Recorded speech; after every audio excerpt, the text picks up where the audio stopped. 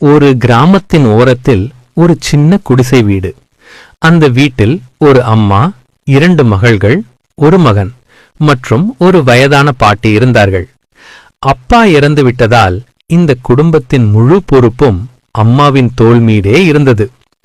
ஒவ்வொரு நாளும் அம்மா ஃபஜ்ர் தொழுகை முடித்துவிட்டு தன் பிள்ளைகளை பார்த்து, யா அல்லாஹ், என் பிள்ளைகள் யாரிடமும் கையை நீட்டாமல் வாழ வேண்டும் என்று துவா செய்வாள்.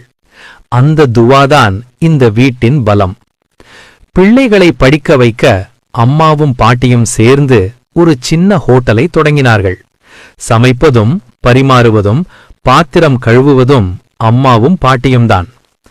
அம்மாவின் ஹோட்டல் விலை குறைவு, ஆனால் சுவை நிறைவு. காலேஜ் பசங்க, கிராம மக்கள் எல்லோரும் விரும்பி சாப்பிட்டார்கள். அந்த ஊரிலேயே இந்த ஹோட்டல் ஸ்பெஷலானது. என் பிள்ளைகள் யாரிடமும் நிற்கக்கூடாது என்ற எண்ணத்தில் அம்மா ஒரு வீடு வாங்கினாள்.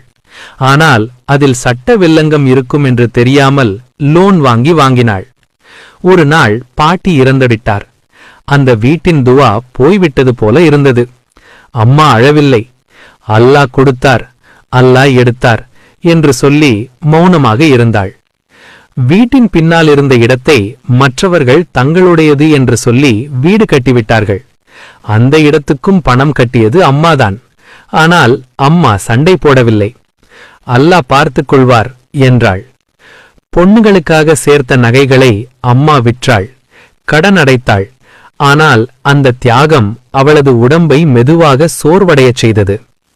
பெரிய மகளுக்கு கல்யாணம் நடந்தது. கடன் வாங்கி செய்த கல்யாணம். கடன் இன்னும் முடியவில்லை. சின்ன மகளின் எதிர்காலத்தை நினைத்து அம்மா தினமும் துவா செய்தாள். அம்மா யாரிடமும் உதவி கேட்கவில்லை. உடன் பிறந்தவர்கள் உதவவில்லை. ஆனால் அம்மா சொன்னாள், மனிதர்கள் இல்லை என்றாலும் என் அல்லாஹ் இருக்கிறார்.